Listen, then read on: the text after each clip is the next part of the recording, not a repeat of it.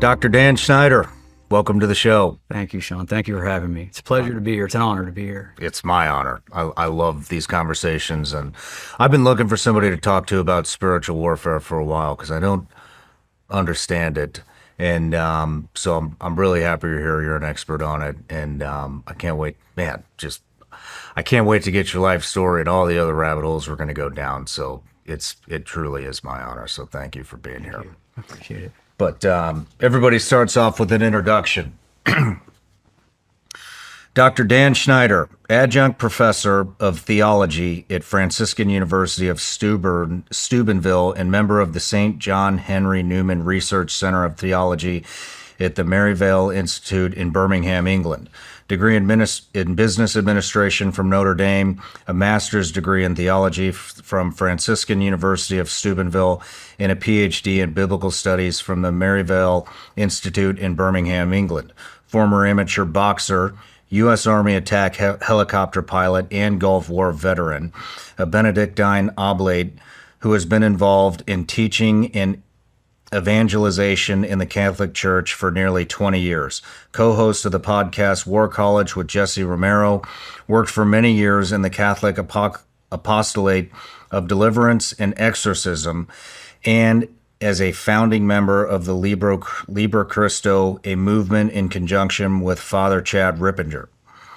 An accomplished author in the field of spiritual warfare, your book, The Liber Christo Method, a field manual for spiritual combat, assisted in the official biography of Father Gabriel Amarth, author of another book coming out soon, Spiritual Warfare Q&A. Priests and Laity. Coming out in August, provides practical guidelines for today's Catholics seeking to become better soldiers for Christ, and you've been a part of approximately 500 exorcisms. Yeah, it's hard to keep track, but yeah, it's been several hundred I've been involved with for a while. Caseloads come and go, as you know. Sometimes you'll go months without anything, and then you might do 3 or 4 cases a week or a year or so. So yeah. Man, what is the? I mean, how do these pop up on your radar?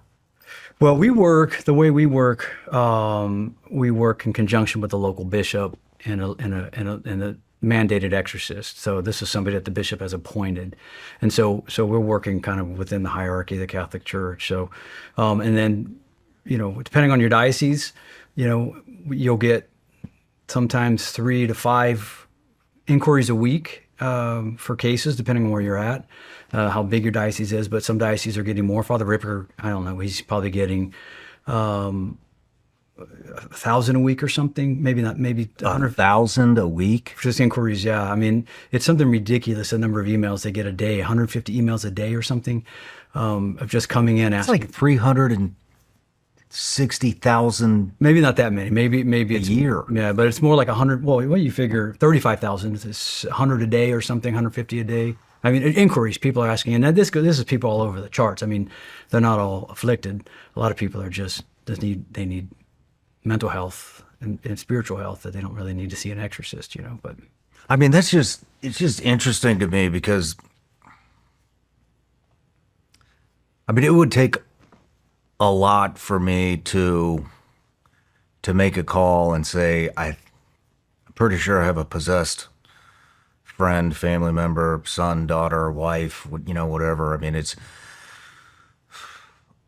not out there for you, you know what I mean? Because you're in it. But I mean, a lot of people that's out there to know that or to think that you have a possessed loved one. So when you're suffering, yeah, I mean, you'll try to find, in the land of the blind, the one-eyed man is king, and when somebody's suffering, and they're suffering affliction, then they're going to reach out to anyone that they think can help them, and so the hard part is ferreting out legitimate cases, and people just need to get back, go to confession, get their spiritual lives or physical lives back in order, So not everybody. In the introduction to my book, Father Rippinger wrote some statistics. The last year they kept statistics. It's probably been about 8 years, but they had 600 cases that year that were accepted that had potential for probably, to move through the process. And so of that 600, only 3 were actual possession. So you can then, there's the number of actual possessions that are asking for help. And I think there's a lot of uncontested possessions out there as well. I mean, look at Hollywood, look at Washington, D.C., but Everything. yeah. So, I mean, these are contested possessions, if you will. But even then, out of 600, only 3. So it's a fraction of a percent of actual possession. And so our system is designed to help people to achieve self-liberation, and only in extreme. You don't send, SEAL Team 6 or you guys, SEALs in every single time. You trying to work your way through diplomatically until you go to the extreme cases of for what you guys did. So same thing in spiritual combat. So if we can get people to self-liberate, returning to the sacraments, et cetera. So we've got a process in place for that. And also they found a lot of those, we have to ferret out psychological. A lot of people will just start praying over people, and it's just psychological, and you actually do more damage than good by praying over somebody who just needs to get their mental health in order. So you start praying over somebody that's convinced they're possessed, and they're not. The demon's going to stand right over the shoulder and say, "See, even Jesus can't help you." So that's the danger of it. So there has to be a system of how to differentiate between the real cases of possession and the psychological affliction. Wow. I mean, when you talk about going back to the sacraments and trying to get people to heal themselves, I mean, I grew up Catholic, then I kind of lost it in the SEAL teams. Didn't kind of lost it. I lost it. And until about 2 years ago when I had a profound experience. And so I started looking into, I just like to learn, so now I'm drawn back to the Catholic Church. I go every once in a while, and we used to have a Bible study at the house. But one of the things that I just never really understood, and the Catholics I think are the only ones that do this, is confession. And so I've asked a handful of priests, why do I need to go to confession? But it still doesn't register to me. Why do I need to confess my sins to a priest? Yeah. Why can't I just confess them myself? Yeah. I guess what I'm asking is why? Yeah. Why do I need a mediation? priest in the middle of me and Christ? Yeah. He's not in the middle. I mean, in Catholic theology, the priest stands in persona Christi, in the person of Christ. Whoever listens to you listens to me. Jesus says, and whose sins you forgive are forgiven, whose sins you hold bound are bound. And in fact, in John's gospel, when he says, whose sins you forgive are forgiven, whose sins you bind have already been bound, have already been forgiven. He uses a past perfect tense in the Greek. So the churches, particularly the hierarchy, the priests of the church, are the instruments of Christ on earth. And so, and that bears out in our experience working with cases of possession. Father Gabriel Amorth, whose book that I did the developmental editing, that was written in Italian and translated in English by an English speaker that was more Italian by this point than he was English. So I had helped clean it up and got to know the life of this. He's a famous exorcist. He was at a time in the 80s when it was not cool to believe in the devil. Mm-hmm. Kind of a progressive liberalism had taken over academia, had taken over much in the church, much not unlike some of the Main Street Protestant order denominations as well. The devil was just a spiritual embodiment of the evil that's in all of us. It's not personal, and so I think we had at that time maybe 12 to 17 exorcists in the United States alone, only in the United States. Italy had like 20. So there weren't many. And so Father Gabriel Amorth, he's got several books, are really good books. His books are, An Exorcist Tells His Story. So he's reportedly done 1 million exorcisms, and he would do 6 to 8 a day for years.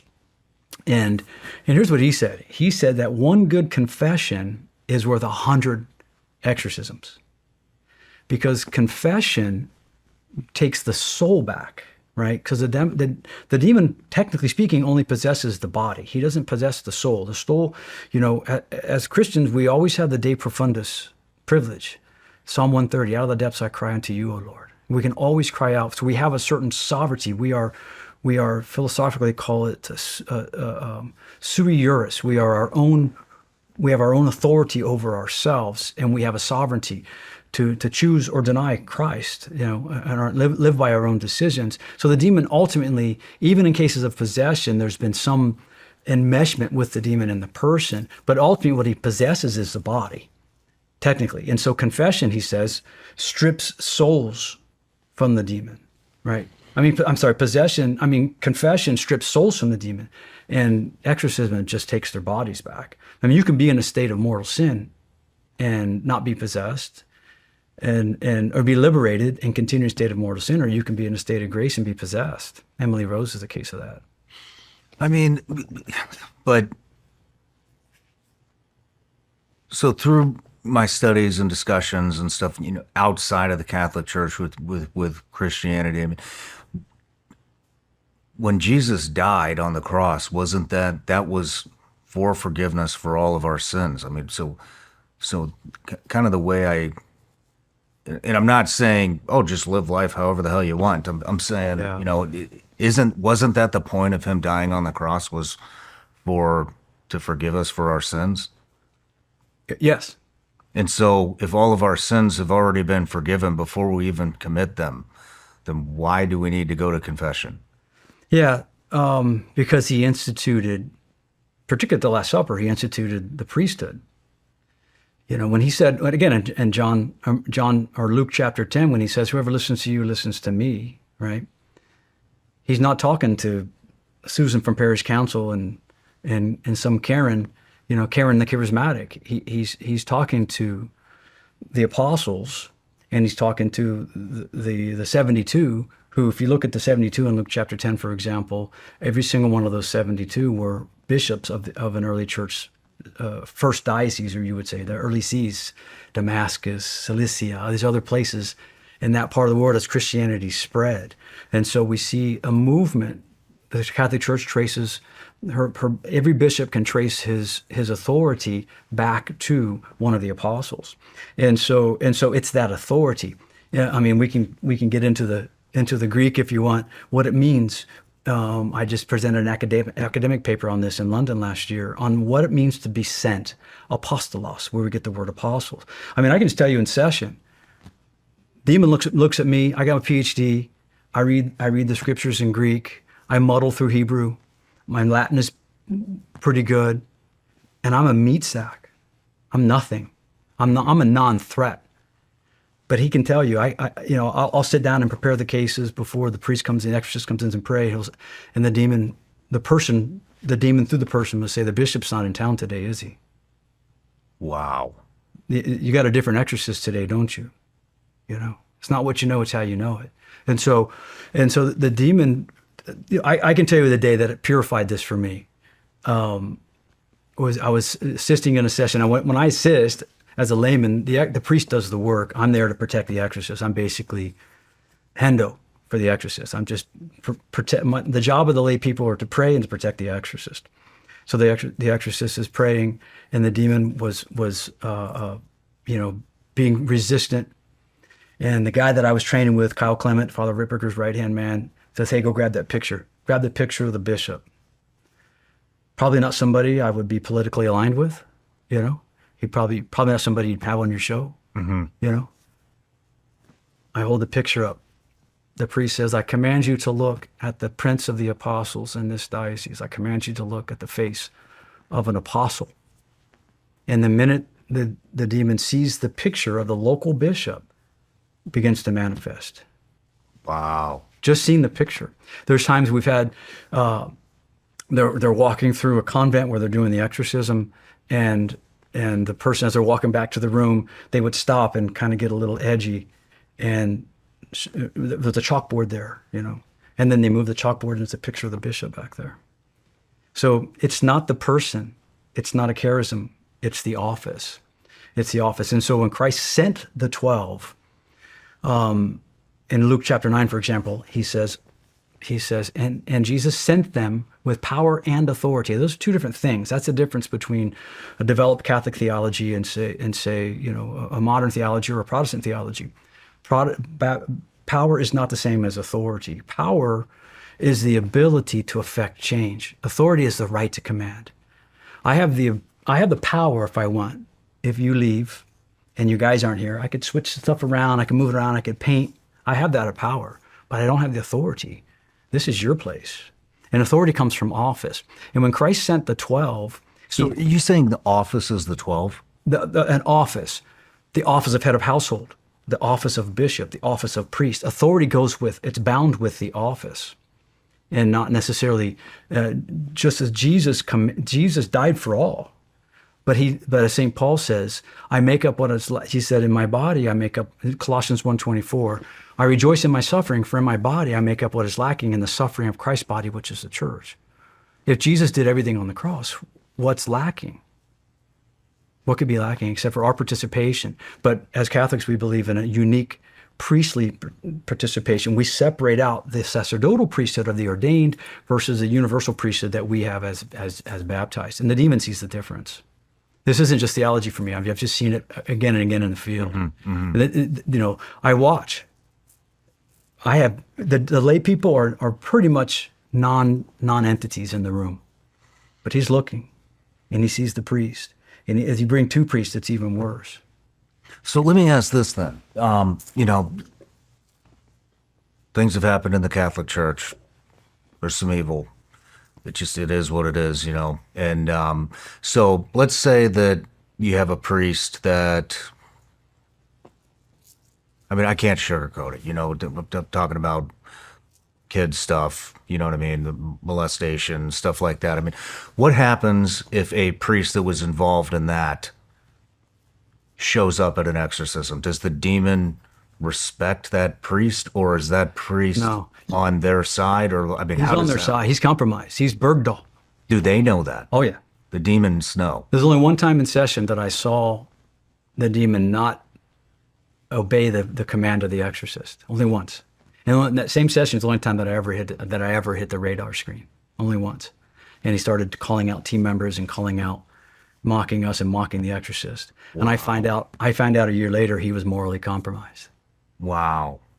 Because the demon knows that. Here's another true story. There was Father Ripper was in session, and there was another priest, and the demon starts calling the priest's sins out. He starts calling them out. And so they stop the session, go outside. Hey, you want to go to confession? Yeah. The trainee goes to confession. They go back into the session. Starts session, and the exorcist says, "Who is this guy?" And the demon looks at him. Didn't know him. Wow. He knows us from our sins. That's how he knows us. That's how we break pattern. That's how we have a camo break in pattern. That's little shiny stuff. That's why we wear subdued ranks in the field as officers, you know. All of us wear subdued ranks. When you break the pattern, that's what sees it. What's the pattern break? Sin, anything inconsistent with indelible mark of baptism, these are pattern breaks. So when a priest is compromised, it's, you know Bergdahl, remember him? Mm-hmm. Yeah, the one that walked out. That's when a priest is morally compromised, they Bergdahl that guy. You know what they did to that guy. Right? Wow. He came back with his head shaved, right? Yep. You know what that means, right? So when a priest is compromised morally, it's well, watch Nefarious. There's a scene with a priest there wearing a rainbow stole, and it's a pretty interesting scene. The way they portray the demon reacting to the priest, instantly reacts in fear and defensiveness, but once he realizes who this guy is, he dismisses him. So it's the same thing. So if a priest is morally compromised, and I've seen it. I mean, I've had cases of priest possession, and so yeah, he's going to constantly whittle away. Man. But you think about it, and I'm not going to just pump up the Marines, but the Marines are kind of special. As you know, you work with Marines. You know, they're like the Rangers. You know, I was with the Rangers briefly, and they're unique guys. You know, but if you want to take down the Marines, one of the greatest fighting forces, arguably, of course, you know, you guys and all that, but the cavalry, totally different. They're totally different. Marines would kick our ass. But they're way too many of them. There's too many of them. They love doing that. They love it, and they love crayons. You know what I mean? They're just fantastic guys. I just pick on the crayon. I don't want to get any Marines mad at me. But if you want to take down the Marines, you're not going to beat them one-on-one. You know what I mean? Mm-hmm. What do? You go from the top. You get politically minded. You purge them of warriors, of the officer ranks of warriors. Leadership. You purge the leadership. You put politically minded men in charge of leadership, or women. You put people that are favorable to the current narrative. You infiltrate from the top down, right? And then you just, little by little, you just know who wants to join that Marine Corps. Look what happened when Trump when he was elected, before he even was sworn in. Enlistment spiked the 30 days after, because men like us that have a warrior soul, they don't want to. I'm going to go there and share a bathroom with some tranny. Yeah. And so that's how you take down one of the greatest fighting forces in the modern world, is infiltrate them from within. So why would that tactic not work with an institution like the Catholic Church? That's interesting. I just never thought of it like that. Yeah. But, well, thank you. We're going to dive a lot more into that. A couple more things. Yeah, we jumped into it kind of quick, right? Hey, Sorry. I told you I'm excited. Yeah. I want to, and I'm going to watch that movie, but there's not a whole lot that terrifies me in this world, but spiritual warfare, demons, ghosts. I get this rule: if you can't kill it, then don't fuck with it. And and I hate watching the Exorcist movies because it scares the shit out of me. But I'm gonna watch it tonight. The Nefarious is good because it's not a slasher. Father Ripperger was once working with somebody in Hollywood, and he asked them, "Why don't you really portray what it's really like in Exorcism?" And this producer replied to him, "If we did, it would terrify people. It would be too scary. They wouldn't want to watch it." But Nefarious is, you begin to see what the enemy, how he thinks. Because these guys, admittedly, and they told me, I presented with them at a conference and did a panel session with them. I met the actor, I think his name's Shawn Patrick. I forget his name. He's a good guy. He's a jitsu guy. And they watched hours of Father Ripperger's videos to understand the diabolic psychology. When you're dealing with your enemy, as you did, you have to understand the way they think, their patterns, how they operate. We're dealing with an apex predator, with somebody who doesn't sleep, with somebody who doesn't have a body. This isn't like the predator. If it bleeds, we can kill it. This doesn't bleed. But there are certain ways that you can beat them. We fight an ancient enemy, and the ancient weapons are best. Mm-hmm. And so going to the ancient weapons is the only way you can beat him. But the problem is, he takes guys like us, and I had to learn this lesson. We're so used to carrying world weapons, good weapons, but those don't work. You have to fight with spiritual weapons, and that's what we try to do is, in our apostles, try to teach people how to fight back with the spiritual weapons. Do you know Father Dan Rehill? Yeah, I just had mass there today and got to spend a little time with him. Man, I love that guy. Yeah. But I met him here, I don't know, maybe about a year ago, and interviewed him. We've become friends since then. But I remember when he walked in here, he said, "Hey, weird things happen when I talk about this on camera," and he's like, "So don't be weirded out if the cameras go out or we have some technical difficulties or whatever." And I just, like I said, it's just hard for me to wrap my head around it. And sure as shit, we got into the interview, and as soon as he brought up Jesus, the AC started just whooshing. Yeah. And I was like, my whole team was like, okay, wow. But we've seen that, sometimes when we're doing spiritual warfare conferences and that, the demons still love water, just like the Gerasene demoniac, going down from the human to the lower life form of the pig into the water. They love water because you can transmute through it very quickly, and the way that they can operate. And so there's always, a lot of times you go to a parish and they're not really ready, and roofs leaking, toilets back up, it's not always, sometimes there are, but it's just learning again. The demons, the angels go where they're asked, the demons go where they're not resisted. And so learning the power of prayer, I think it was Blaise Pascal said that God instituted prayer to bestow on man the great dignity of being causes. That we pray we're causal of God's action, like St. Paul says, making up what is lacking in the suffering of Christ's body, the church. Now, if Christ said from the cross, "It is finished," what could be lacking? Our participation in the bringing about of the gospel. And again, in Catholic theology, we'll separate the priesthood from the laity, but we're all called to do that, each in our own way, according to our vocation, you know. Wow. Couple things here. Please. So, couple gifts. One, Vigilance League gummy bears, legal in all 50 states. I'm not going to pee hot when I have some of these. You'll be good. You'll pass the next drug test, I good. promise. Okay. Thank you. And Awesome. Thank you. And then I got a really good friend. His name's Don Razzo. He's a Navy SEAL. I need to over meet at- him. I've heard good things about him. Oh man, you haven't met him? So he does these rosaries, and he's given me quite a few of them, and so I too carry a rosary everywhere I go. Outstanding. And so Well, thank him for me. I will. Thank you. I will. Yeah, that's outstanding. You can't have enough. Yeah, It's like how many, I have them everywhere. my wife would ask me, like, how many handguns do you need? Well, I mean, we need one in this room. We need one in this room. A lot. Now, I remember growing up as a kid, you'd sit down at my grandpa's house and he'd say, all right, pick that up and bring it over here. And then he'd yell at you if you didn't handle it safely. And I was just little, you know. And so it's like rosaries. You got to have one in your reach at all times. So thank you. Yeah, you're welcome. And then one last thing before we get into it. I've got a Patreon account. It's a subscription account. We've built an amazing community there. They've been here with me since the beginning. And so one of the things that I offer the community is for them to ask each and every guest a question. And so this is from Ava Evans. Dr. Schneider, thank you so much for your service. Given your background and acts of service, what advice do you have for those battling spiritual warfare? And how have you kept yourself grounded when enduring hardships and situations that may test your faith? Yeah. What was the first question? The first question was, what advice do you have for those battling spiritual warfare? Yeah, I think being prayerful, growing in virtue,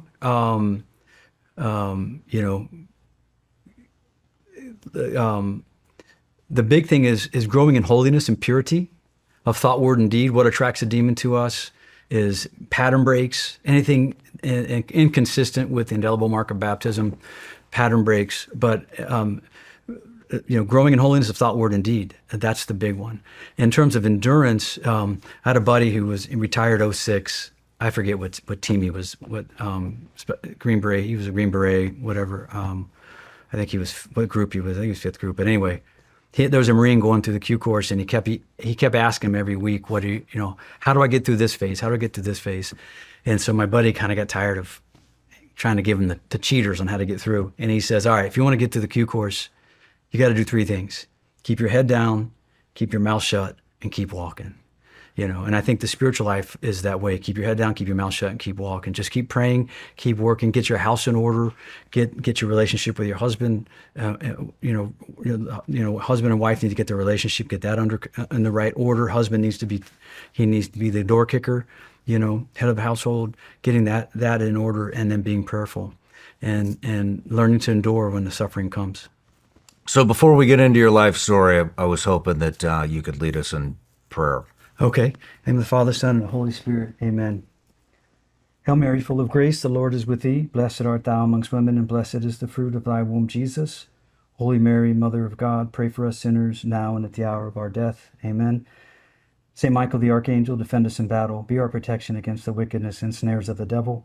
May God rebuke him, we humbly pray. And do thou, O Prince of the heavenly host, by the power of God, cast into hell Satan and all the evil spirits who prowl about the world, seeking the ruin of souls. Amen. Our Lady of Victory, pray for us. In the name of the Father, Son, and Holy Spirit. Amen. I just want to add one thing real quick. Adam Banks, who used to work here, is the one that put you on my radar, and his mother is going through some really tough times, and so is he right now. And so I just want to pray for him, and I just hope that this interview brings hope, enlightens, brings people to Christ. And that this interview just reaches far and wide and helps everybody who's willing to listen. Amen. May the Lord heal Adam's mom. Sounds like a good woman. Amen. But thank you for that. Thank you. So let's I did it in the vernacular. I didn't do it in Latin, so I don't want to freak anybody out. Right on. But so let's get into your life story. Where did you grow up? I grew up in the south end of Columbus, Ohio, kind of a blue collar area. third generation.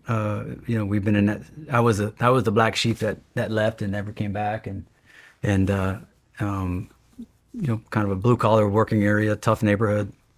Right and wrong was very clear. Southern. My dad's from there. My mom is from Southern Ohio, like J.D. Vance, hillbilly country, Southern Ohio. Good people, salt of the earth people.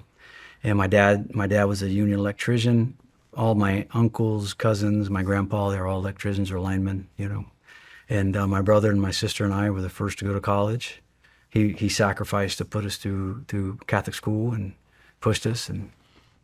And so I had a really kind of a classic childhood, old neighborhood, but also it was a tough neighborhood, It didn't take any nonsense from anybody. It wasn't suburban America. We were about a mile from downtown Columbus, and you didn't go this far in this area. You didn't go this far. They didn't come into our neighborhood. We didn't go into theirs. You had a lot of mutual respect, but you learned to get a little street smart, and you learned to, a bad guy's a bad guy and a good guy's a good guy, and you don't judge people by the outside. You judge them by the kind of character they have. And but it was a really blessed. Looking back now, it was a great childhood. Did you grow up Catholic? I did. Did it sink in at a young age? No. No? No, I mean, I hear these guys and they have these wild stories, and 20 years they leave the church or whatever. I never missed Mass. I think I missed once in Iraq. I even served Mass. You've missed one in Iraq? One in Iraq, and one time, I think as a kid, I was staying with a friend and we were traveling or something, and his parents didn't take us when I was young. So I've never missed Mass. So it did sink in. And from that level, it sunk in. I mean, conversions, not everybody has these St. Paul conversions. Some of us, God hits us, most of us, What's a St. Paul conversion? St. Paul is struck blind, knocked off his horse, and Paul on his road to Damascus, he tells of his story when he was and actually the apostles, he's riding to Damascus. He's persecuting Christians. He gets knocked off off his horse. And Jesus, and he gets struck blind, and Jesus says to him, Paul, why are you persecuting me? Which is interesting, by the way, because he's not persecuting Christ, he's persecuting the church, in the body. The church is the body of Christ. So he's struck blind and has this instant, infusion of the revelation and becomes an apostle, called to be an apostle, as he says elsewhere. And so instant conversion and straight into it. But, those are rare. Most of us, I was just reading, I was thinking about you too. I was kind of praying for you and praying for this week. And I was reading Psalm 23, that the Lord is my shepherd, I shall not want. I shall not what? The Lord is my shepherd, I shall not want, Want. Like desire. Not lack. I shall not lack. Okay. Let me see. I hate to misquote it, so let me make sure I get it right, if you don't mind.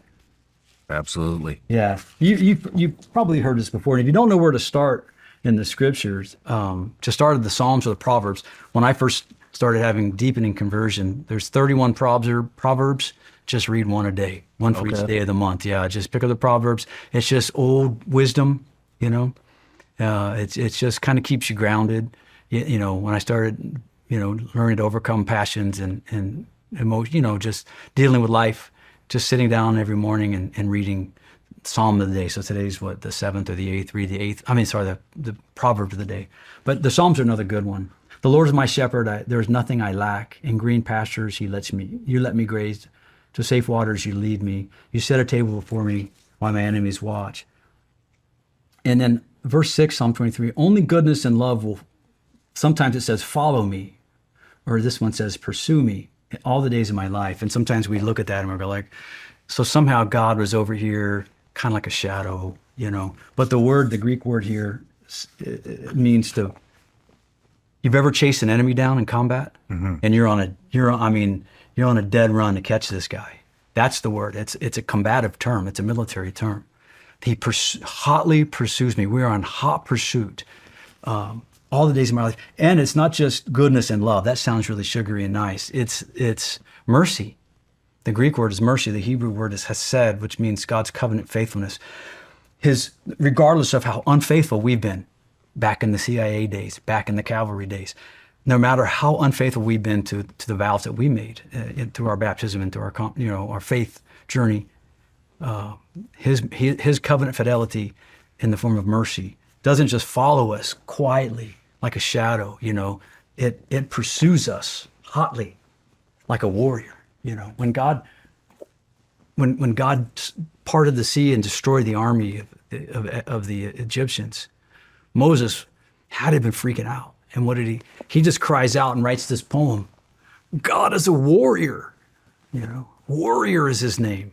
I mean, that's the warrior, the hound of heaven that's pursuing you and pursuing me, And so sometimes that hound of heaven overcomes you immediately and their lives change. But for the rest of us, little slower guys like you and me, it's just a little process. You look back, and because if he hit us all at once, boom, I know how to hide. I know how to sneak into the wood line. You won't see me again. I'll fly nap of the earth and I'll be gone. I'll fire a couple of flechette rounds. I'm going to boogie out of here, put on the MVGs, and you won't see me for a long time. So he has to hound us and slowly overcome us, some of us. So so my conversion was over time. So it sunk into the extent of, we never miss Mass, ever. Pray the Rosary, don't miss Mass. But it wasn't until later life experiences that I start to really, that it wake up, and become personal, and it became something real. We can get into that later. But why do we pray the Rosary? Yeah, that's a good question. I can just tell you. Let me give you. Other than just pray, it's meditating. There's multiple effects, but it's meditating on the life of Christ, purifying the mind. Focusing the mind. It's like saying, I was a fighter. Why does a fighter run 3 miles? Why didn't he just spar? I just heard there was a heavyweight fighter that never ran. Was it? I forget who it was. I was just talking to somebody about this fighter. He never ran. He just sparred for like 8 hours a day. That's rare. Most guys have to run because it gives you endurance. It gives you the gas in the gas tank. And so the Rosary, it's a way to force the mind and the body to engage. And when the body is distracted through the words, the prayers, the mind is start to free to begin to meditate on the mysteries. So each day has its own mystery. Today's Tuesday, the sorrowful mystery. So you're going into the mysteries of Christ's suffering. The first sorrowful mystery is the agony in the garden. So you start to put your mind upon the agony in the garden, picturing yourself there, meditating on the scene. So you're praying the words, right, of the Hail Mary during the 10 Hail Marys, but your mind is meditating on those mysteries. But I can tell you, again, my experience in spiritual combat, this is. I used to think the Rosary was just something that little Latina ladies, Italian ladies. This was not for men, And this is a weapon. Saint Padre Pio, when he would refer to his Rosary, he was a stigmatist, which means he got the marks of Christ on his body. Saint of the Church. He says, "Give me my weapon." He's talking about his Rosary.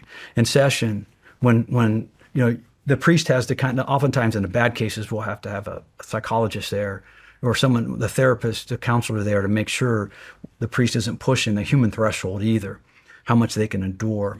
And so when it's time to shut down the session, the priest stops, he looks at the team has to stop praying the Rosary, because the Rosary, it's like, I'm going to date myself, but it's like the M60, it's a saw. It's a semi-automatic weapon that's just putting rounds down range. Like at Ranger, I don't know, you guys did live fires back in the day, you had the mud pit.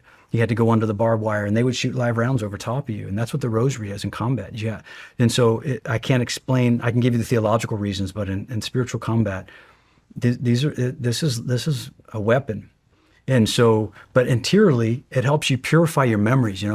All these guys in this room, and I'm gonna find something really cool to add here, something helicopter related. But we all have our memories, and all those memories, some of those need to be purified. And so meditation helps to purify our memories by putting our minds onto the words and deeds of Christ, and it helps to sanctify our vision. We start to see the world, to see our own history, our own mistakes, through the love, the mercy, the power of Christ. What if you could delay your next 2 mortgage payments?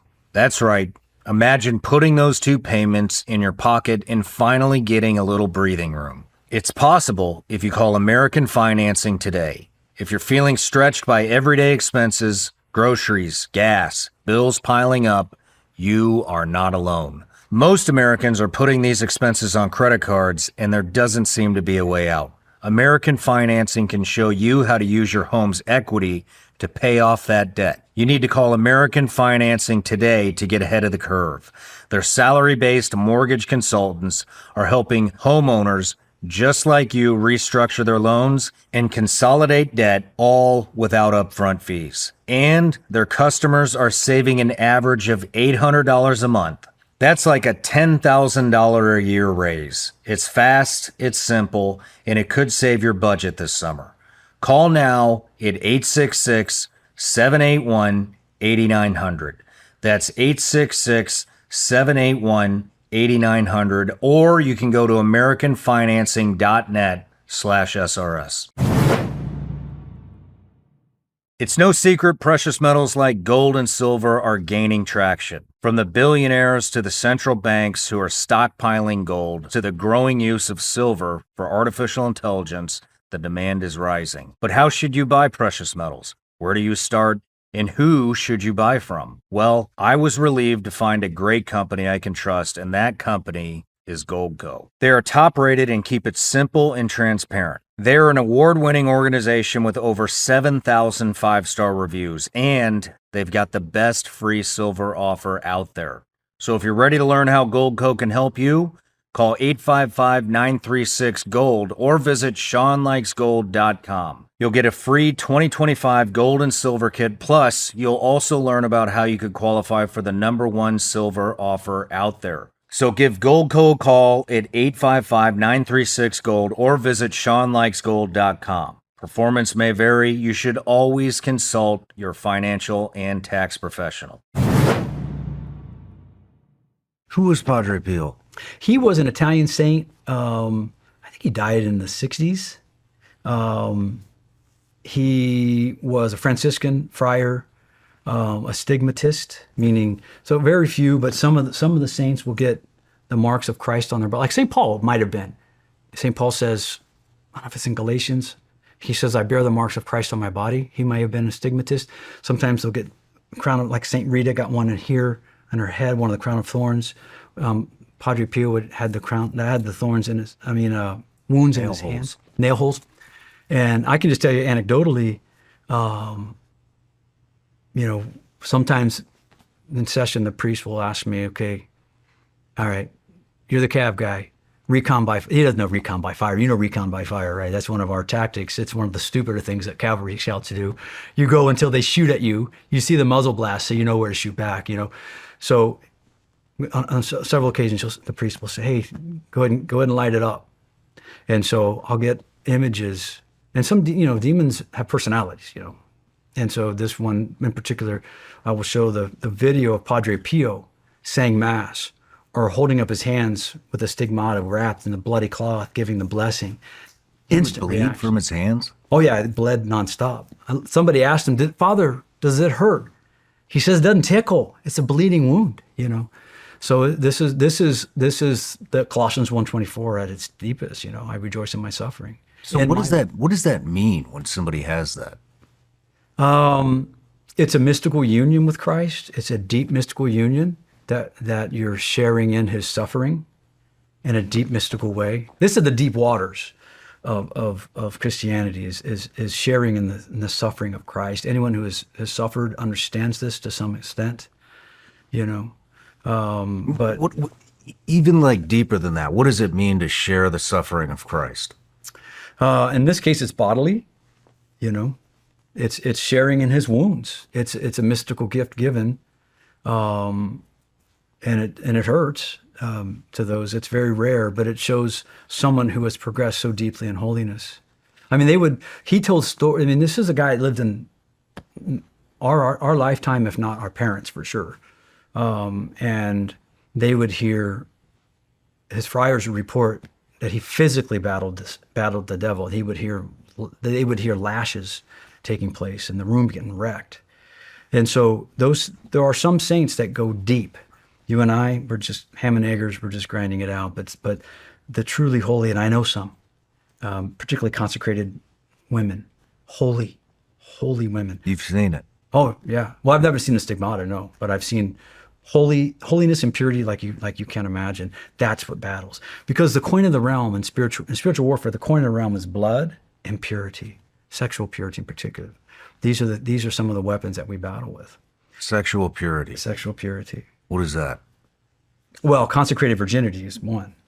No, I've been in session, and the demon is there, and he's bound, and he sees the priest. The priest he's got the belt, in Spanish, the cinturón. You know what I mean? He's the guy that's going to bring the pain. But I've been in session where there's been religious sisters or consecrated sisters. He doesn't register us. He doesn't see the lay people. We're just there. We're just muddled in the background. Unless you've got some once in a while he'll call one out, but for the most part. But I've been in session where there's been a consecrated virgin in the session, and the demon looks at her and with this look in his eye like, what are you going to do with that? You know that scene. What was it? That when there's it was an old '70s movie. What was the name of that movie? And there's a torture scene with a dentist. And he kept asking him, is it safe? Dennis Hoffman movie, I forget the name of it. Is it safe? Is it safe? The demon's looking at him. He's like strapped to a table. And he knows that there's something powerful there. And it's the consecrated virginity. So there's something iconic, there's something mystical about it. But when the demon has sensitivities, and God to various saints of the church. It's hard to people to understand unless you see it. But God always sends help from the mystical body. And so when the demon shows a reactivity, a sensitivity to a stigmatist, it's largely because these are people that defeated Satan in the flesh. They mortified their flesh so much so that they become like Christ. And it's usually a call. If Padre Pio shows up, and he shows up often, it's a call for the individual. You want to beat this demon? You need to pick up your cross. You need to use the cross as a weapon. That's the way the early church fathers saw the cross. In the first 2 centuries, it wasn't this sugary Jesus, skinny jean Jesus who hair smells like Christian Dior and he's got a kind of a cool beard. Christ is a warrior, Hippolytus of Rome. I did my doctoral thesis partly on this guy, but he was born in 150, 170. He was a disciple of John the Apostle himself. Said the cross is a war memorial, tropion, it says. The word trophy, you see some trophies in here. Trophy, the Greek word tropao means to turn. So a trophy is where we get the word trophy. In the ancient battlefield, I was a conventional fighter. You were spook, right? So your view of the battlefield is different than mine. But in a tank battle or heavy infantry in ancient battle where you have, line of men in front of line, and there's layers and layers. At one point, one side turns. One guy says, I'm done. I'm not dying for this cause. And he'll turn, tropao. And once that guy turns, then the next guy turns, the ranks break. And this is when the cavalry came in. Guess why we have longer sabers than the infantry? Because they could slash down from higher above, with longer sabers. And that's when the slaughter began. But that point on the battlefield was sacred to the ancient warriors, the ancient mindset, to the Romans, to the Greeks. That point of tropao, that turning, they would put ironically, they would take a T, the Greek T, the tau, and they would drape over it the cuirass, which is the body armor. They would put a helmet. They would take the weapons of that the enemy had, and they would put it in that spot, and that's how it became sacred. It became a war. Well, we hear the word war memorial in English. Hippolytus of Rome says that the cross of Christ is a war. It's a tropion. It's a war memorial. This is where Christ cut off the head of the demon Goliath. So, and you can look. I can give you multiple 2nd century, 3rd century, 4th century. This is the way the early church saw it. They saw the cross as the vexilla. This is, you guys have the cool trident, and you have, your own guidon. I have the cavalry with the horse and the lion, first calf, our guidon, right? Tertullian, also 2nd century. The cross is the Christian's the vexilla. It became the place. This is when St. Ambrose's late 300s describes Helena, Constantine's mother, who found relic of the true cross, saying that this is where Christ put the demon under the yoke. And it sounds like funky. It's like, oh, what is that? But if you want to understand history, to be put under the yoke when an enemy was captured, once the battle was over, once the slaughter ended, then they took the captives and they would sell them into slavery. They would strip them of all their weapons and armor down to their underwear. They would set up a makeshift like post. They would take two of the pilas, the Romans used these long, like 11-foot long, really range weapons. They were primitive artillery. You had primitive artillery with the range weapons, the spears, and also slingshots. And so they would take 3 of the pila and they would put it about 4. They would make a U shape into the ground, and then the conquering general, they would put him in a makeshift throne and all his regalia, and he would sit there surrounded with his primary officers, and the enemy would lined up, bound in chains, and they would mittere sub jugum is the Latin. They submitted them, they sent them beneath the yoke, and they would bow in homage. This was the greatest disgrace to an ancient warrior, especially to the ancient Romans. This is the imagery that the ancient church used on the victory of Christ on the cross, that he put the devil under the yoke, and so I don't know how we got on this topic, but God is a warrior, and you see this in combat. I see this in spiritual combat again and again and again. The victory is his, it's not ours, It's not my gift, it's not charism. It goes by authority, and it goes through the power of Jesus Christ and his church. When did you join the military? So I came from a military family. My dad was an Air Force NCO. He told me 2 things. You got, he sacrificed so we could go to Catholic school. I never went to public school, Catholic school my whole life. And he was an Air Force NCO. My brother went to the Naval Academy. I have a nephew just getting out of the Navy. He was in a sub. His personality is the Navy sub type, kind of stereotypical Navy sub guy. Like, good, see you in 6 months. Yeah. So we're military family, and so for blue collar guys, it was a good way to pay for college. I was a good student, and so my brother went to the academy. I looked at West Point, but I turned down West Point I took the ROTC scholarship at Notre Dame.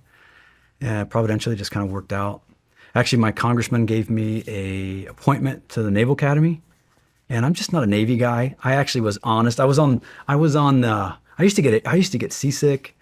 I would get sick on a swing. I had motion sickness really bad. You'd never believe it that I was a helicopter pilot. I used to get motion sick. So I put down, I got seasick once, and I think that's what got me, thank goodness, not sent to the Naval Academy. And he gave me the appointment to my congressman pointed me to Naval Academy. I got waitlisted, and then I got into West Point.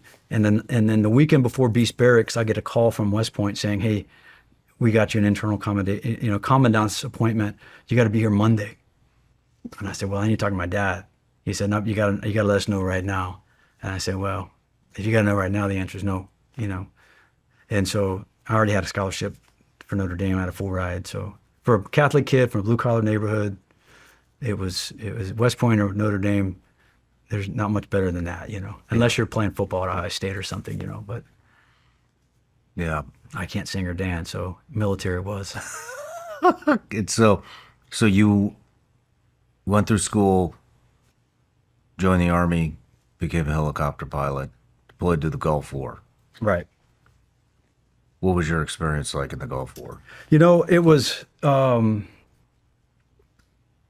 first I went through ROTC, and I wanted, I wanted Ranger all the way. That was my life's goal. And the one thing that I wanted, I could accomplish pretty much anything I wanted to, but I maxed the national Latin exam, aced the test, almost. I think I missed 2 questions. I was a good student. So I wanted Ranger. And then I went through, the cadets go through what's called advanced camp. It's kind of like basic training, but it's a little nuanced from basic training. And while I was there and started humping, I was like, this kind of sucks, my feet hurt, and I got really little girl feet. I got the worst feet, you know. I just started to do jujitsu, and it's really toughening my feet up a little bit because, man, I was like, man, this is not. I'm still going to do it, you know. I want to be hua. I want to be infantry. I want to be ranger. And then we had a at this display of cobra.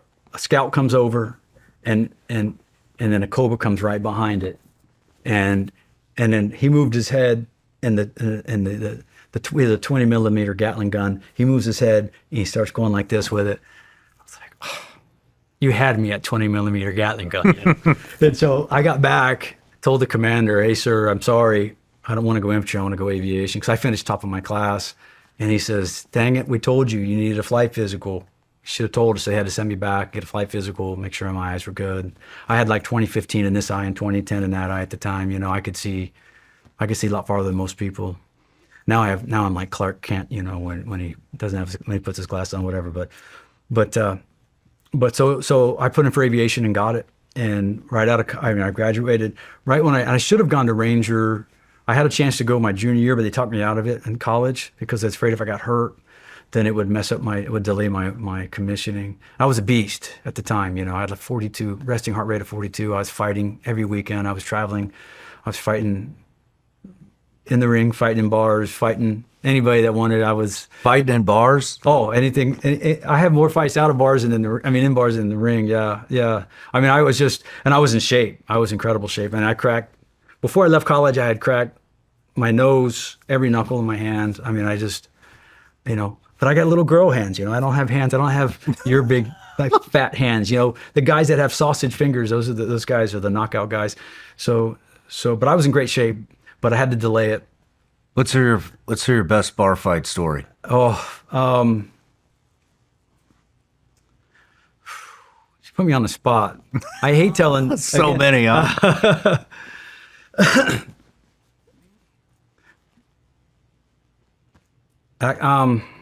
Can we pass on that and come back later, or you want me to? You going to put me on the spot? Let's do it. I was a catcher in baseball. So the bench clearings are sometimes better than bar fights. So I was a catcher, and when I was a kid, I'll tell you one story. When I was a kid, my kids still pick on me for this story. Like, Dad, is it too soon to talk about your bike? And I'm like, yeah, it's a little too soon. So I think I was in like the 5th grade. My dad got me this bike, and it was a cool bike. It was a Huffy. I mean, and the commercial, like lightning came out the back. You know, I mean, I loved this bike. But it was Christmas in Ohio. And so I can't ride this bike till spring. It was one of those winters, and you got a foot of snow every day, and it's just you can't go out. And I didn't want to get it muddy, so I finally get it out. And so I'm riding out. I'm driving it around, and these 3 guys, and they're big guys. They're like teenagers, and I'm like 11. You know, I'm a kid, and I think I was like 4th grade. And they come over, like, hey man, it's a nice bike. And then one of them hits me, knocks me off, give me a couple kicks. They take my bike and take off, right? And I take that bike back. And they give me this piece of crap. They leave this piece of crap bike, you know? And I go back, and, you know, my dad was the Gran Torino, you know? And so, and instead of them doing what we would do, go buy him a new bike, he says, why didn't you fight back? Now, there was 3 of them, and they were teenagers, you know? He says, son, you got to learn how to fight back in this life. And you're going to get taken advantage of. You got to learn how to fight. So you got to stand up and fight. I don't want you to ever walk out here. You at least let them know they were in a fight. I don't care if you take a butt kick and you fight. So that was kind of the day I said, well, I'm going to learn how to fight someday. So that was the day I decided I was going to be a fighter. So after that, you know, I took my dad at his word. All right. And he's right. And fast forward, I'll get to the fight story in a second, but I think I was about your age. I was maybe 40, 45. My kids were getting a little older, a little mouthier, you know, a little harder. And I, you know, a military guy, you know, you can't shake it. My dad was getting a little older, and he was the original Gran Torino. After he died in 2016, I can't tell how many people come up to me and said, man, I loved your dad. You always knew where you stood with him. And he was the original Gran Torino. A dozen guys told me the exact same thing. So I called my dad one day, and I said, hey, Dad, yeah, I just want to thank you. He said, for what? He grumpy, you know. Always in a bad mood, but a great guy. But just always slightly edgy. Just want to thank you for being a hard ass. He thought I was messing with him. He goes, what? What are you talking about? I said, well, I'm raising kids. I got boys now. I know you raised me. If you ever thought you were too tough on me, you weren't. And if my kids love me half as much as I love you, I'll die a happy man. He started crying. I was like, yes, I got him. I wasn't trying to, you know, but I think he probably struggled with that, you know. But that's the neighborhood we grew up in. If you took any crap from anybody, you were just going to take a beat down. We would walk to school one way in uniform, looking dorky, and then we had it's classic neighborhood. We'd walk this way to St. Leo's grade school, which is now a community that's Latin Mass, Institute of Christ the King's taken over. I went back to Mass there last time I was home visiting my mom. And I never cried, man. I was bawling. I was like, man, this is awesome, you know. So we'd walk to school this way, and then these rough public school kids would come this way, and you had to make a decision every single day. You're going to move out of the way. You're going to make him move every single day, you know. And I just reached that point. I'm not going to move anymore. You're going to move for me. I'll be polite. I'll be respectful, but you're going to move for me. So anyway, so a couple of years later, I'm going into high school. And my dad sacrificed to go to this Catholic high school. It's all male, college prep, you know, and playing. And so, the next season we're playing baseball. Let me back up. So we're playing baseball, and my baseball coach, tough guy, two guys, Elfline brothers. Their son, Kenny's son, plays in the NFL. His dad's a bricklayer. Mom's a piano. They own a piano moving company. His son, it was all American lineman at Ohio State, now in the NFL. Matthew Elfline. His dad and his uncle were my coaches.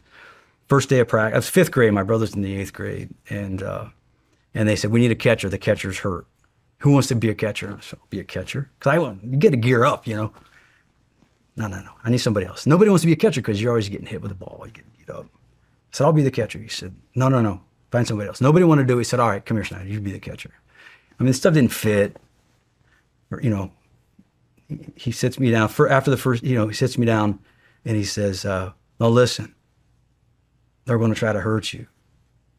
Everybody leaves home plate dirty.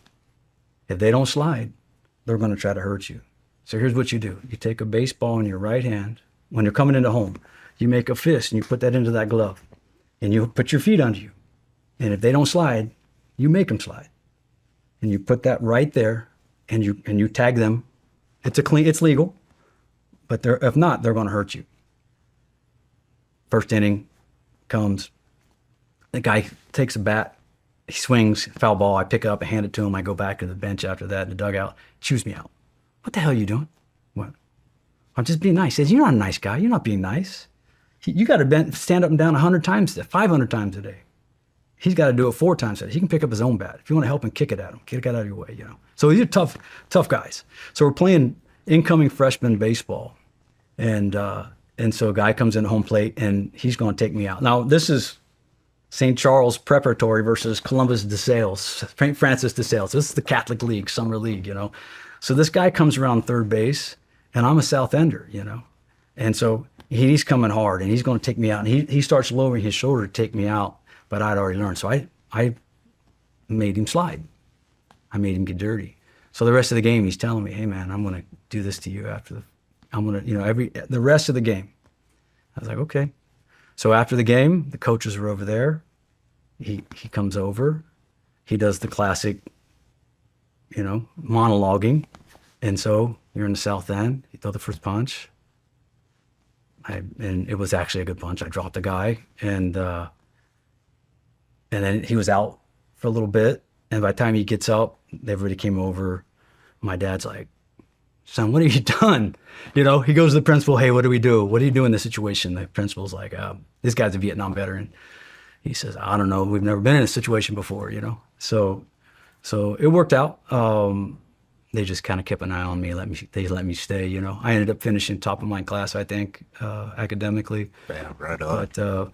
But yeah, I've learned, though, avoiding bars and that sort of thing. Even then I was smart enough to, because you never know you're going to get hit from behind. I tried to avoid them. We've had plenty of skirmishes too, but anyway. Right on. Back to flying helicopters. Okay. So you did your first solo flight in 10 days. Yeah, I just found out they don't do that anymore. Yeah. So you start on a Monday, and then the following Friday, you do solo flight. Your instructor gets out. Back then, we used Hueys as our, and all of our instructors were civilians, but they were all Vietnam pilots. And so I get there, and again, I get on a swing in the playground and get airsick, motion sick. So I get in a helicopter, and man, I'm sick every day. So after about 3 days, the IP's like, hey man, you gotta see the flight surgeon. So the flight surgeon says, I can give you 3 pills, but if you can't overcome it in 3 days, you're gonna get booted, and you're gonna go wherever the Army wants you, which means Signal Corps. I could be a personnel clerk. Stuff you don't want to do. I don't want to be a REM. And so I took the pill the first day, and I didn't get airsick, but man, I was woozy. It was just kind of helicopter pilot is. I mean, it's all touch. I mean, you're just slightly moving your fingers. You're squeezing. You're working the pedals. You're just squeezing your toes. It's not a heavy. It's not rough like you see on the movies. No. It's very soft touch. And so I took a half a pill the next day, and it still kind of jacked me up. I'm 3 days away from my solo flight, and you got to do 3 passes around the airfield.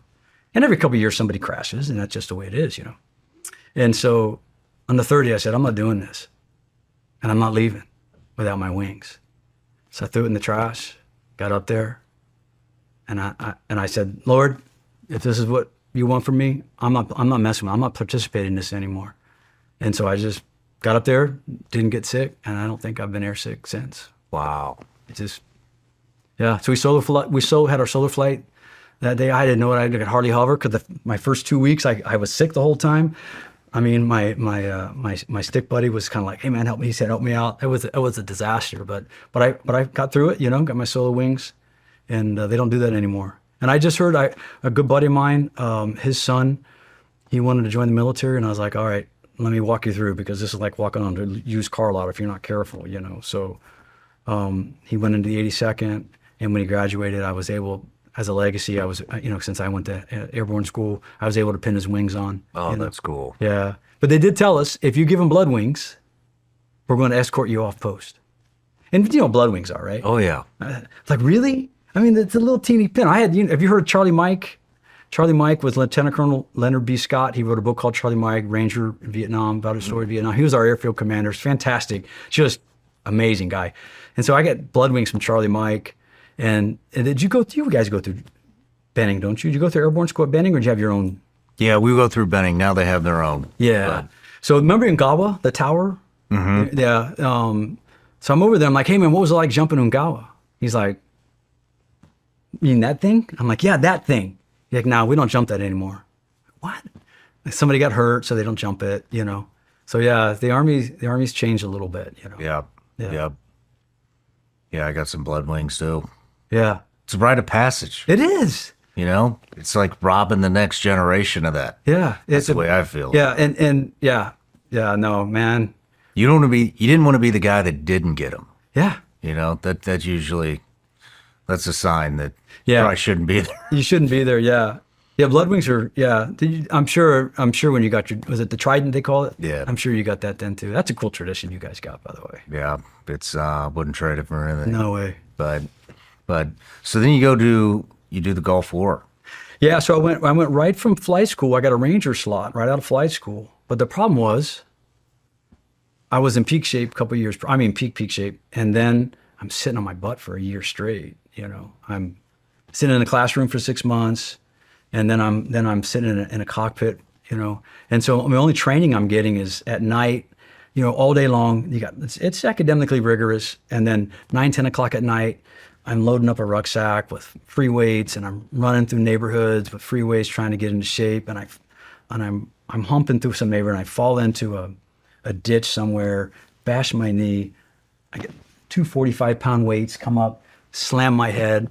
I get knocked out somewhere in front of somebody's house. Who knows how long. I wake up, just get up, keep rucking, But when I got to Ranger, my feet were soft. I just didn't have, from sitting for a year. So So kind of re-injured that knee, and then so I'm just kind of, I get about halfway through, and it just I was otherwise my peers were good, but since I kind of got tangled up there with that injury, and they're like, hey man, look, you're an aviator, you don't need to be here, your unit needs you back, and so I was devastated. I spent a couple weeks at the gulag waiting for processing out, and I never tabbed, but it worked out. It's funny, God writes straight with crooked lines, as they say, it worked out that had I tabbed, I probably wouldn't have had the experience that I had in Iraq, and ultimately my experience there was spiritual, and I found my faith there, the initial movements of it. And so,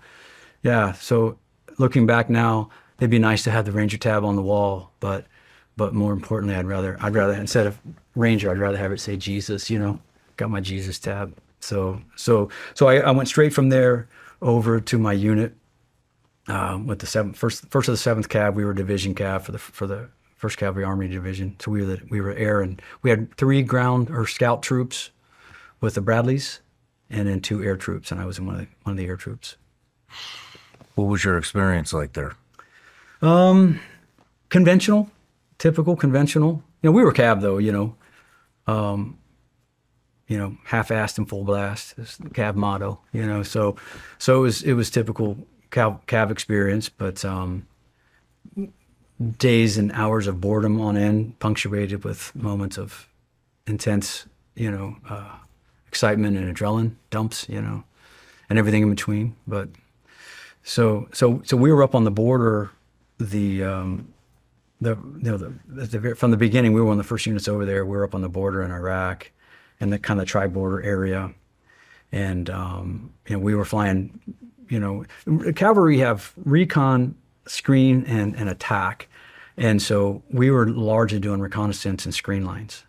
So for the main body, doing a lot of recon. So we captured a lot of guys, caught a lot of back. They would slip out. The conscripts, we caught guys in the front that were forced. They would just grab guys off the streets. They, was the 2nd largest standing army in the world or something. They were taking guys off the streets and throwing them, into foxholes and stuff. And we were bombing them so bad, the B-52s and stuff. So they were coming over at night in droves. They were sending teams out to kill their own, because they'd rather kill them than let them desert. So we caught a bunch. We had fences, set up with all the guys that we captured. So we were flying a lot of screen lines and a lot of, we ended up over by the, what's it called? I flew over where the oil, where they lit up all the trenches with oil. Like thinking back, it was so primitive, They're stringing up concertina wire and burning. They were still digging ditches and triangles, and filling with oil and burning them. Like that's going to stop us, and they had trench warfare, and we just bulldozed over them, bulldozed them alive. Wow. The engineers did, yeah. And so then we get into Iraq, and it was over pretty quickly, but I remember they told us, we were right on the border, and during the artillery barrage, there was the largest artillery barrage in military history. And I forget how many one MLRS, remember that, the multiple launch rocket system, one of those will clear a football field and put a bomblet every 12 inches. Wow. And I think they had 100 of them go off. And so we're watching it. It was like 2 or 3 in the morning. We all got up to watch it. It was like 4th of July, And so it was just, whoom, whoom, whoom. It was unbelievable, the destruction. And after a while, we were like, damn, Even now, I was sitting watching the fireworks the other day, and everybody's, smoking and joking, having a good time, and I just could still picture that, that artillery barrage. It just kind of stuck with me, and so that was kind of. And then we went in and did the invasion and had some experiences there. And what kind of experiences? I'll give you spiritual, or you want the I'll give you both. Well, before we would go, and look, if I'm a pilot, when I feet on the ground, I'm nervous. To me, it's big sky, little bullet. Put me in the air, and I'm happy. I can get out of the way, And so I would always find a reason, So I went to the chaplain. Hey, those poor guys up in the Bradleys, they need Catholic Mass. Let's go. Let's say Mass for them. Let's get permission from the colonel, and I'll fly you up there. So I would fly him. I was in a Huey at the time. I'd fly him up, and they would pull back. The Catholic soldiers would fly back, or the troopers would drive back, and he would have Mass for all them. And he was a good guy. And right before I went over, it's funny, talk about confession. There was a Catholic chaplain that lived in the same apartment complex, and I was just kind of there temporarily as I was getting ready to deploy. And he was gay, and he kind of told me he was gay. I was like, thanks, Father, for telling me that, you know? You know what I mean? I was like, I hope that was cathartic for you, but it was really weird for me, okay? So, and then he's like, can you go to confession? I'm like, I'm not going to confession, not to you, I'm sorry. And so I didn't go, and I was like, I don't need to go to confession. I mean, that was my mindset. I'm like, I'm not going to go. So we're flying in, and I was flying this chaplain, the Catholic chaplain, brigade chaplain, every Sunday, and they told us right before the artillery, they said, "Look, everybody here, make peace with the Lord, because, you know, they expected like 75% casualties." What they told us, you know, they didn't know they were supposed to use chemical warfare against us, all this other stuff. So, and I remember flying missions, going back to the rear, picking up stuff, maintenance stuff, whatever, and I saw when they brought in just Connex and Connex filled with body bags, you know, because they were ready. Because they didn't know. They didn't know that this second world's largest army was just going to collapse. We just pounded them. B-52 strikes and the artillery. There was just very little left by the time we got there. Was, you know, we ran up against they had two divisions that had T-72s, but the rest were T-62s. They were trash, and we were just killing them, you know, and so. We were by the time we got in, I mean, it was just destruction. It was just shit everywhere, you know, destroyed aircraft, blown up tanks. We had playing cards, you know, with all, you guys probably did too, but playing cards with anti-aircraft and different tanks, so we could identify them, you know. So you're playing cards and you're looking at, this was a Zeus, we call it the Zeus. I think it was the Zeus. It was an anti-aircraft 4-barrel. He would crank himself around, you know. And either an Apache or an A-10 hit it. It might have been a main tank round, but all was left, the barrels were just crumpled like a pretzel. And all thing left on this guy was his right arm, which is hanging there, this charred arm. And that was kind of I had to see it every day, because that was kind of my path. We didn't have GPS, you know, we didn't have anything. We just had to fly kind of by dead reckoning and just kind of winging a prayer. And so that was one of our spots. When we get the old lefty over there, you're gonna turn 030 and get back to where we were. And so we're flying in that first day, and Saddam Hussein had lit up all the oil fires, if you remember. Mm-hmm. And I was in a Huey, and I had, you know, 2 door gunners and a co-pilot, and the soot was so bad, and it was raining, and the oil fires were just burning. We're just not too far away. You can kind of see them in the distance, and and about every 10 minutes we'd have to, and then we were lost. We were separated from our units. We had 2 other Hueys with us. We were crossing over. We had an Apache and 2 Hueys. And then right when we crossed the border, the Apache says, "Hey, I got something light. I got to go back." And we're like, "You freaking..." So we start just cussing this guy out. Like, "Dude, suck it up, man. We're flying into Iraq, you know?" So we got 3 slicks. And pouring down rain. About every 15 minutes, we got to stop. The crew chief's got to get out, put water on the windshield, because the windshields were just black with oil soot. It's getting dark. We're running out of gas. And so I'm like, "All right, guys, look, we're in the middle of Iraq. We're lost." And I'm the lead aircraft, Chalk 1 of three aircraft. I'm like, "All right, guys, here's what we're going to have to do. We're going to land. So we got 5 minutes of daylight left and about 6 minutes of gas. And we're going to land, and we're going to set up a perimeter, and we're going to pull the 60s out. We're going to set up a perimeter. We're going to have 100% security, and we're just going to hunker down for the night, and we don't know what to expect." So I'm just, you know, you talk about suddenly finding prayer, you know. There's no atheists in foxholes. So as we're just flying, just praying quietly, listening to the whine, the drone, and all of a sudden as we pull up, we see some. It was too late to pull. We can't maneuver up because we had about 30 feet visibility, which means you can see about 30 feet in front of you. And so we're going about 10 feet off the deck, probably 70, 80 knots, which is as slow as you can really go. And just, you're going to run into a Jeep if you hit a vehicle. So we see a vehicle, we're so low, we have to stop and land. And we didn't know if it was enemy or not, you know? So we had to stop and get out and fight if we were going to fight. So we land, we look up, and we see that upside down V, you know? And like, oh, thank goodness. Crank it down. It's pouring down rain. Shut the aircraft down, button them up. Everybody just disperses into the first tent they find.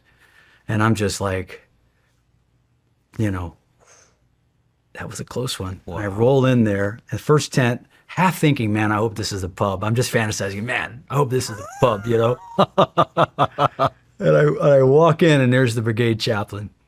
Looks at me, and I look at him, and he goes, hey, what's up, LT? And I said, hey, sir, how's it going? He goes, you want to go to confession? I said, yeah, I'll go to confession.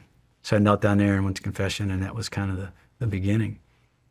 Wow. Yeah. And then later, they put us at one of those places that was cleared by the MLRS. I mean, it was eerie. It was one place. It was like I was flying, and my co-pilot, I hear him say, he said, hey, LT, what's going on? I look around. I'm like, what? Nothing. He goes, you're hovering. And I realized I was about 100 feet, and I was just hovering. And it was like I was hovering on top of the world's giant golf ball. I mean, it was just a bomblet of an MLRS every 12 or 18 inches of just pure destruction. And so we set up camp at an old air base that we had bombed, and there was, we would land, and the dogs would come over, you know, whenever I read the Psalms, and the dogs, you know, and the Psalms talk about the dogs of war, they lick up they lick up the foes, you know. The punishment of Jezebel. If you read that story, we've read that in session. It's powerful. It brings back a lot of memories. Her body is thrown from the second floor, and dogs lick up her. You know, if you read the story of how Jezebel, the evil, wicked queen. Anyway, so we set up a combat outpost up there. Got a perimeter set up, and we're just waiting. We're about a mile or so, I think, from the highway of death.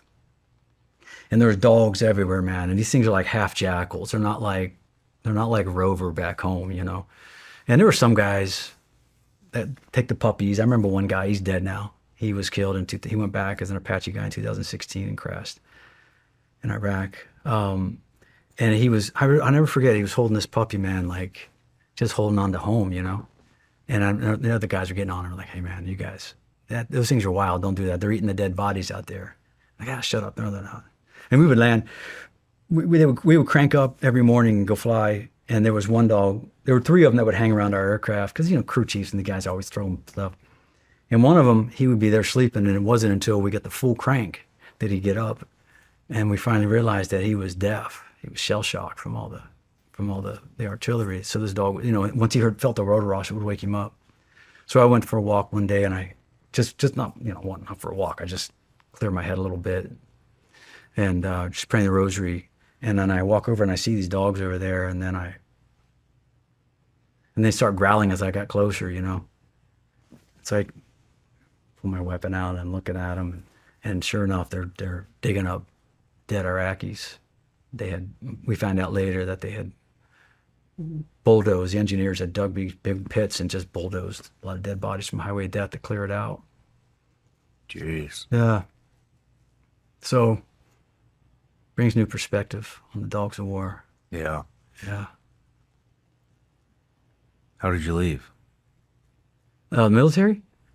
Iraq. Oh, I was the assistant S4, which you didn't have all those crappy side duties that officers had to have. So I was the officer in charge of laundry and morale, you know, and some pulver. So I was so busy trying to reconcile the books, so, you know, zeroing out stuff so the commanders didn't have to account for everything. We burnt so much stuff. You wouldn't believe the size of stuff. Camo netting, IR camo net, everything. We burned it all. And so I was nonstop busy trying to reconcile the book so the colonel wouldn't take any hits for missing stuff. You know, I mean, that's just the way it was. You had to reconcile everything. So I kept busy. I didn't have time to sit around and think about it. Get on an airplane, come back.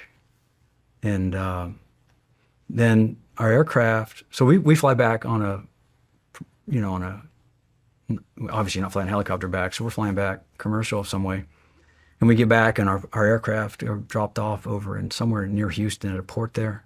So we drive over from Fort Hood to go pick them up. And then I pick up the aircraft, and I jump a ride with a scout pilot. I'm in a scout, no doors. And you know, the weather in Texas, the weather rolls in Texas, and a tornado hits in the middle, out of nowhere. And we're getting rain on the side, and we're flying through downtown Beaumont, Texas. We have to land in a shopping mall because we're getting blasted and just covered up in weather. And so anyway, so I thought to myself, man, I survived all that, and I'm gonna die in front of Luby's, you know, in Beaumont, Texas, in a weather storm. Yeah. Had another guy punch in not long after that. One a really good pilot. Storm came in at Fort Hood and punched in inadvertent IFR, they call it, inadvertent instrument flight rules, punches into the clouds, calls tower, climbs up, does everything right, hands the controls over to brand new pilot, and the guy got disoriented and came to a hover at about 1,500 feet, and it just fell out of the sky, and he was killed. Both of them were killed. So the weather can be bad. It's not your friend. You know? Yeah. Wow. Another guy crashed with the task force. He had a test ride. These are all great. These guys are way better pilots than I ever was. And he crashed with Chinook with a check ride with the task force 160. So, but yeah, so I came back, got out of the military not long after that. Why did you get out? At the time, you needed, you know, I was an officer, commissioned officer, and the warrant officers did most of the flying. And so the Army was transitioning from Hueys to Blackhawks and Cobras to Apaches, and they told me I couldn't get a transition because I was commissioned. And that would have meant 13 months on a company in Korea, and then Pentagon. I would have been a staffer the rest of my life. Gotcha. And I couldn't get into task force. Now I had enough hours. Now they've lowered it to like 500. I had enough hours to go to task force, but I couldn't at that time. It was like 1,500. And there's no pathway to get the hours. There's no pathway to the Apache. And so I decided, got the T-shirt, been there, done that, time to move on. Right on. Yeah. Right on. Well, let's take a quick break. Okay. And then we'll pick up where we left off. Got it.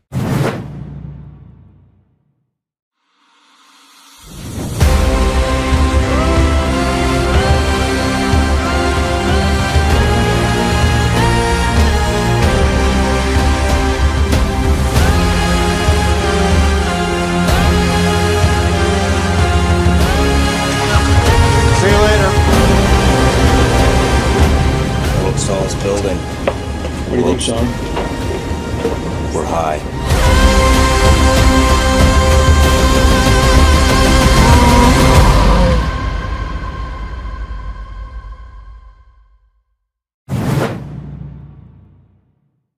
I would do anything to protect my family, but there's always that one worry in the back of my head.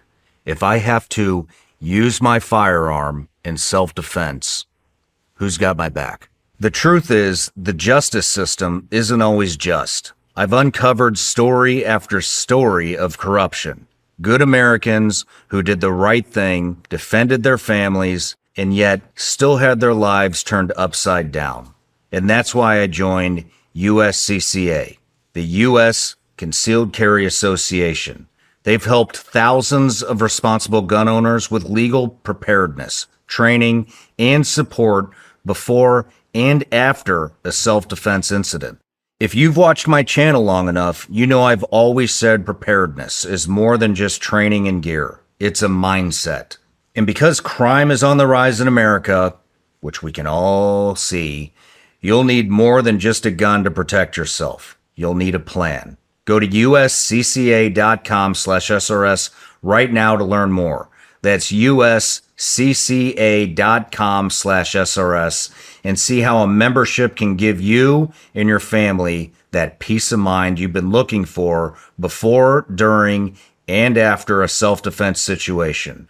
Once again, that's uscca.com/SRS. /SRS. Do it.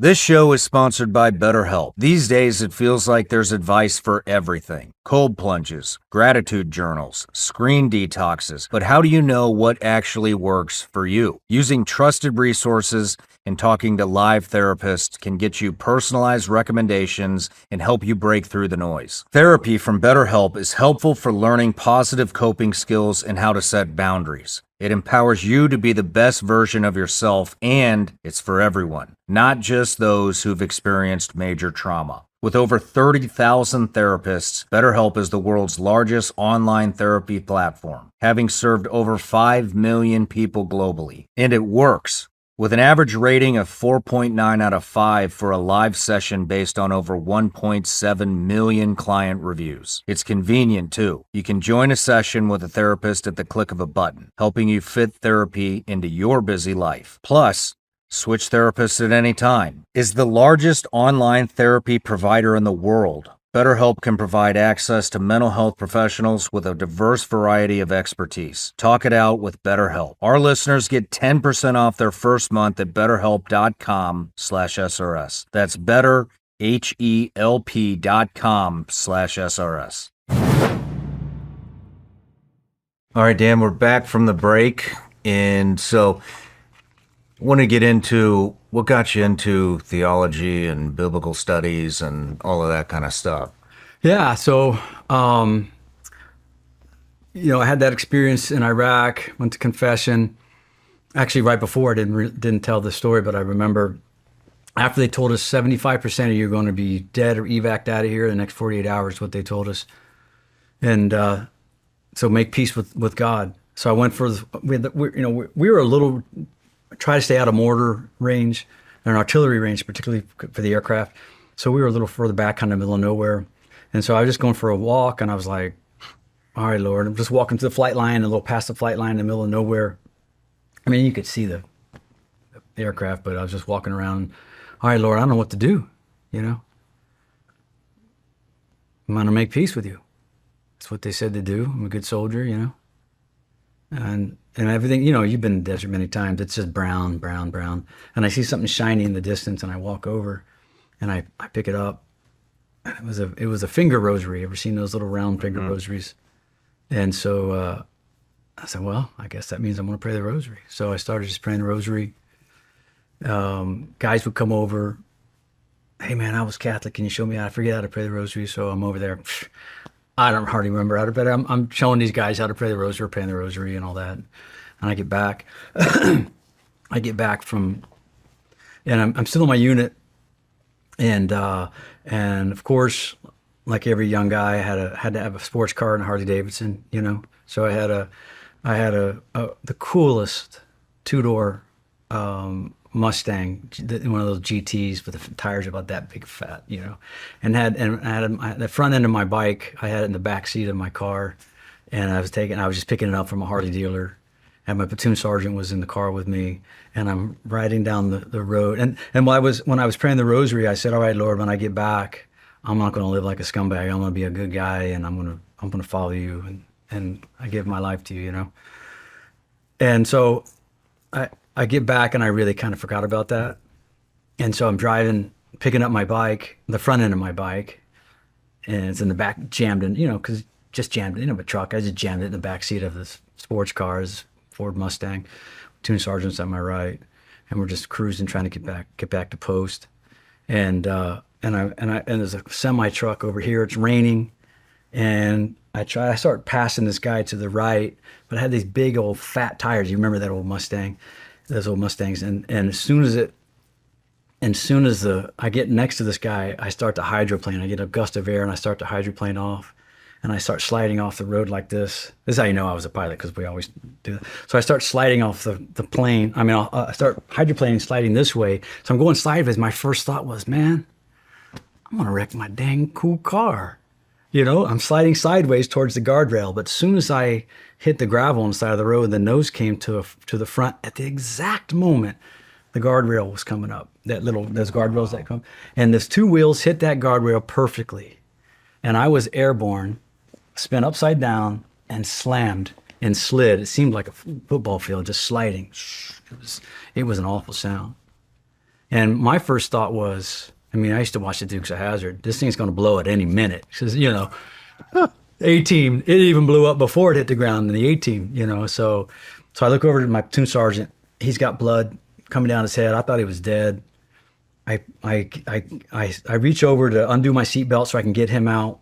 And right when I'm upside down now, and the roof is completely smashed to the dash, and I'm upside down, and it's dead silent. It was so silent, and I had such a lack of pain and zero adrenaline.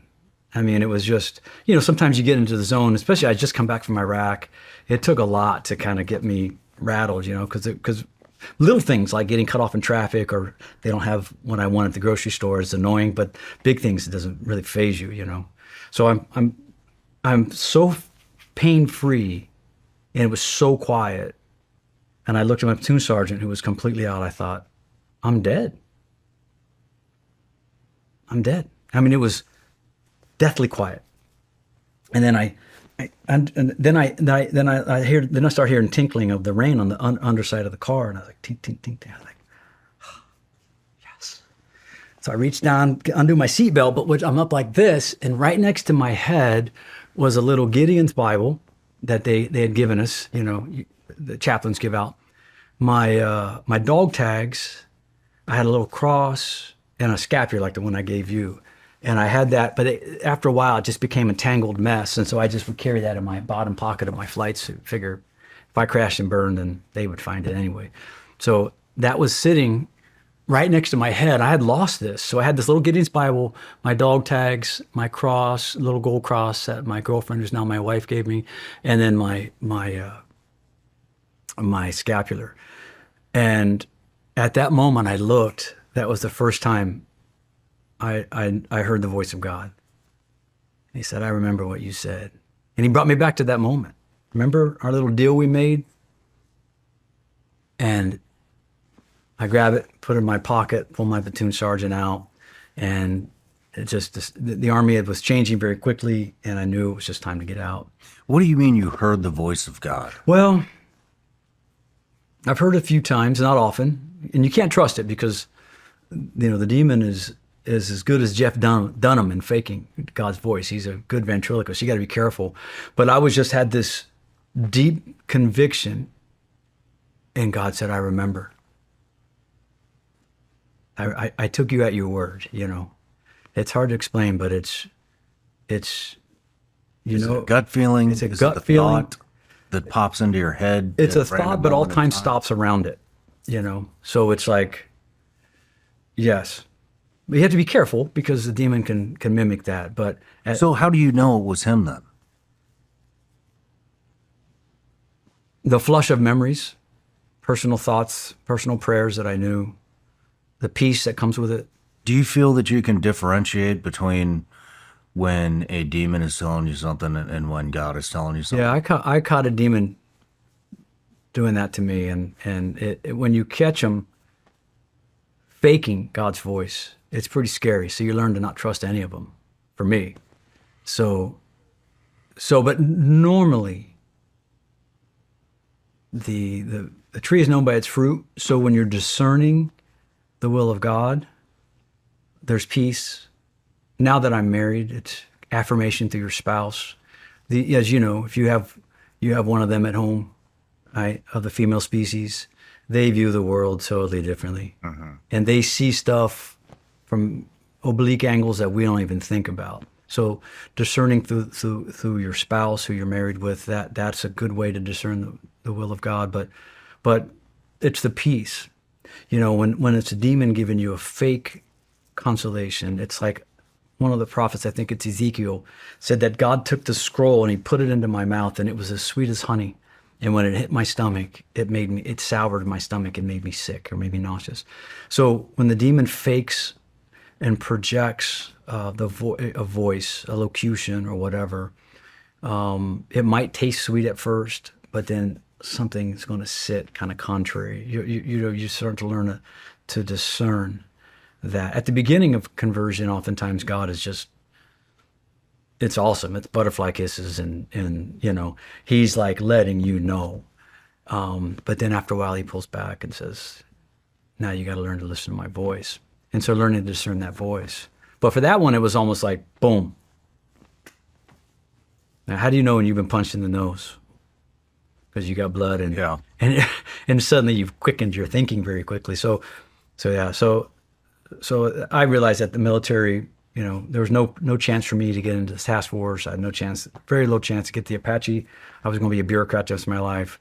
Our squadron commander, battalion commander, was furious when I put my paperwork in, because I was a good officer. You know, I finally told him, I said, "Sir, I'm a warrior. That's why I came to the military, and I can't be a bureaucrat." You know, so that experience reminded me that I was starting to drift back into that other lifestyle. You know, just not horrible. You know, still went to mass and all that, but I just wasn't. I had forgotten about God again. You know. So that's when I decided to put my paperwork in. What I realized was I had to give a PT test to my commander, he was a captain. Okay, I was a first lieutenant, and he gets on the scale. Well, first of all, I'm giving the PT test, and you know, once you get your combat, I mean, I couldn't wait to put that in the Army. You get your combat patch on your right arm. I couldn't wait, man. That meant I was going to walk sideways the rest of my life. You know. And I remember after I got back, they had to make us. We had the commanding general had to mandate you have to put it on your shoulder, because by the time you get it, you're like, it doesn't mean I don't want it. I don't need it anymore. It's not what I thought it was. My squad, my troop commander at the time, didn't go, and he says, you know, that patch doesn't mean anything when it comes to getting promoted. I was like, oh, okay. And he just starts laying into me. I'm like, okay, sir. Whatever, you know. So he does a PT test, and I give him a PT test, and he gets on the scale, and the scale starts popping, and he slides it to the left, and he says, you know, 175. I said, all right. Okay. So then the next day I had to give a PT test to a pilot, you know, and a good pilot, but not a very good, fit pilot. And and the commander tells me, hey, man, if this guy doesn't pass this, you're going to kick him out of the Army, you know. You got to be honest and kick him out. And I was like, okay. So we get there, and I'm like, listen, I forget his name. I was like, look, dude, you got 2 kids at home. You're a good pilot. I don't care if you've got to puke. I don't care if you have to crawl. You cross this. Don't put me in the position that I have to bounce you from the Army 6 weeks before I'm getting out. You know. Sure enough, he busts it. He misses it by like a minute. And the last half a mile, I was running alongside him, just chewing him out, you know. But I passed him, and he's probably a CW04 this day, and probably very thankful for that. But he was a good man, a good pilot. So, but I realized that, like I said, the Cav half-assed and full blast. I had a Vietnam veteran just getting out, or maybe he was already out, but he was an old, like his guy had been. He was a master sergeant, command sergeant major, very old, not deploying. And he said, the Cav will take care of you. They're not worth a crap in peacetime, but they'll take care of you in combat. And I found that to be true. So get back to peacetime, and it was kind of a government job in conventional warfare. I was like, I'm going to get out. So that's when I got out of the military and started doing other things. When did you start getting into theology and biblical studies? Yeah.